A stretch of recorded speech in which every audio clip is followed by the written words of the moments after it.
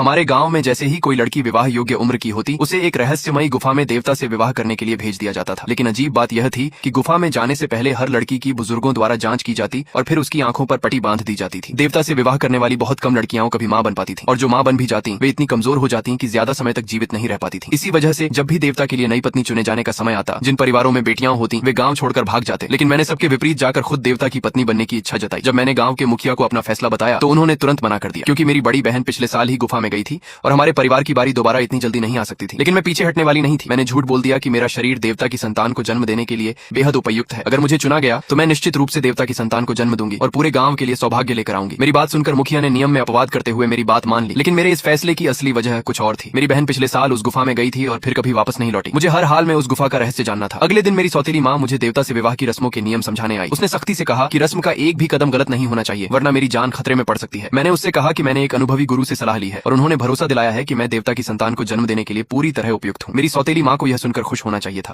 लेकिन अचानक उसके चेहरे पर चिंता दिखाई देने लगी। फिर भी उसने तुरंत खुद को संभाल लिया। इसके बाद वह मुझे स्नान कराने ले गई और मेरे कपड़े बदलवाए, ताकि सभी सांसारिक अशुद्धियां दूर हो जाएं और मैं देवता की कृपा प्राप्त कर सकूं। स्नान के बाद उसने मुझे बुजुर्गों के सामने ले जाकर रस्म के अनुसार जांच करवाया, क्योंकि उनके मुताबिक केवल पूरी तरह स्वस्थ लड़की ही देवता की सेवा के योग्य थी। अगले दिन मैं गांव के मंदिर में देवता की पूजा करने पहुंची। मैंने साधारण कपड़े पहन रखे थे, लेकिन जैसे ही बुजुर्गों ने मुझे देखा, उनकी नजरें मेरे ऊपर टिक गईं। मुखिया ने तुरंत आदेश दिया कि मुझे वहीं रस्मी पोशाक पहनाई जाए। मैं यह सुनकर हैरान और शर्मिंदा थी, क्योंकि वहां इतने लोगों के सामने कपड़े बदलना मेरे लिए बेहद असहज था। मेरी सौतेली माँ ने धीरे से कहा कि ये बुजुर्ग मुझे परखने आए हैं और अगर मुझे देवता की पत्नी बनना है तो मुझे यह परीक्षा पास करनी ही होगी। सच्चाई जानने के लिए मेरे पास कोई दूसरा रास्ता नहीं था, इसलिए मुझे कठपुतली की तरह चुपचाप उनकी रस्म पूरी करने देनी पड़ी। बुजुर्गों की लालची और अजीब निगाहों को देखकर मुझे तुरंत एहसास हुआ कि गुफा का रहस्य शायद इन्हीं लोगों से जुड़ा हुआ है। जांच पूरी होने के बाद उन्होंने मुझे रेशमी पोशाक पहनाई और मुखिया ने आदेश दिया कि अब हमारा जुलूस पहाड़ की ओर चलेगा, जहाँ मेरा देवता से विवाह होना था। जैसे जैसे हम ऊपर बढ़ रहे थे, मेरे मन में एक अजीब बेचैनी पैदा होने लगी। मैंने जानबूझकर रास्ते में ठोकर खाई और मेरी हथेली छिल गई। मुखिया को शायद कुछ गड़बड़ महसूस हो गई थी। उसने तुरंत मेरी आंखों पर लाल कपड़ा बांध दिया, लेकिन उसे नहीं पता था कि मैंने रास्ते में अपने खून की बूंदों के निशान छोड़ दिए थे, ताकि मेरे साथ आने वाले लोग सही रास्ता पहचान सके। कुछ देर बाद हम आखिरकार उस रहस्यमयी गुफा के सामने पहुंच गए। मुखिया ने रुककर आखिरी बार मुझसे पूछा